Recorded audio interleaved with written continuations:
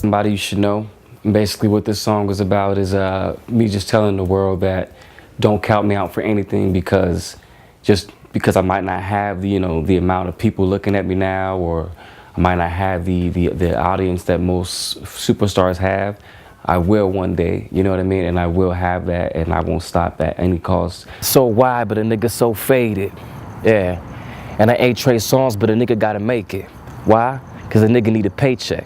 Why? Cause the bitches get naked. I'm tired of this basic cable lifestyle. Need to transition to the rich or the famous. Basically, that's just telling you that sometimes I think, like, even when I'm with my friends and, maybe we might be out drinking, we might be at a party or a club somewhere, I'm always still thinking about, what I can do, what's my next move, what am I gonna do? So even in a moment where I should be totally free and free from any thought of tired of this basic cable lifestyle, need to transition to the rich and the famous. I have to make it from just this basic person to being who I was supposed to be, you know what I mean, who I'm destined to be, which is basically a superstar in whatever it is, whether it's music, acting, or any other, whatever it is I'm meant to be. I'm supposed to be that person. So that's where I have to go. I'm tired of this basic life. This wasn't what I'm meant for. It's like a waiting room. Flow so hard when I hit that bomb beat. Flow so hard like I made it concrete. Thumbtacks when I'm rapping on a blank beat. Metaphor meaning that my style is on point, B. When I say that, that's basically, giving a shout out to Blank, who was a producer, Point Blank. He produced a track.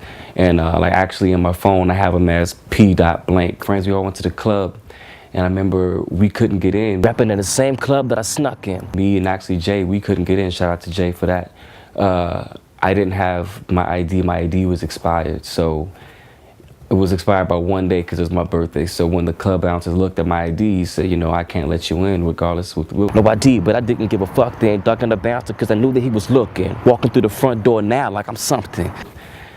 It was a dick move, but that's what he did. So me and Jay, we snuck around to the back. We saw that there was a patio.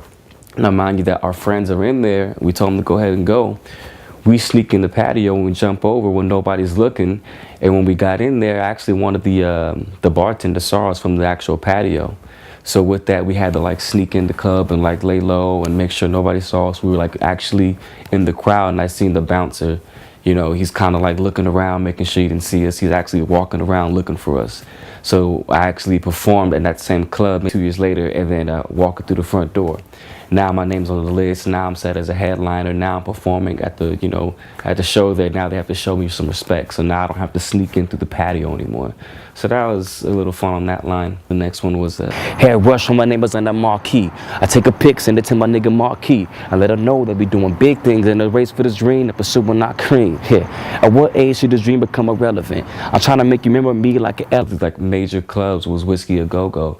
I've done some, little rinky-dink bars and little small clubs here and there, but I've never been to the Whiskey. Whiskey's big in LA. So when I actually got to perform there, that was the first time I ever seen my name on a marquee on the street driving up, and I'm pointing to my friends yo, you see the name? Our name is up there. That's crazy. I never seen my name on the strip, especially Hollywood. So that was a once-in-a-lifetime thing that I cherished on that one. And then one of my friends who was actually locked up at the time, we writing him back and forth with letters and different things. I tried to send him a letter with pictures showing him these are the things that we're doing, so when you get home, it'll be cool, don't worry about it. We're still doing our grind. I'm doing it bigger than any competitor. Style is irrelevant. Standing next to me, I'm looking like a veteran. What? And basically, it's kind of me thinking to myself, having my own conscious thought, yeah, okay, this music thing is going well. I'm not where I really, really want to be, but it's still going in the right direction. But at what age should I think, this isn't going to work? Should I even think like that? What age should this dream become irrelevant to me? Starting to become a grown man, is it still a young man's dream? So I'm trying to make you remember me like an elephant. I want to make sure everybody, when I'm dead and gone, that you remember me. That there's nothing that says that, I should be erased from history because I've done everything I had to do. So that was the first verse of Somebody You Should Know.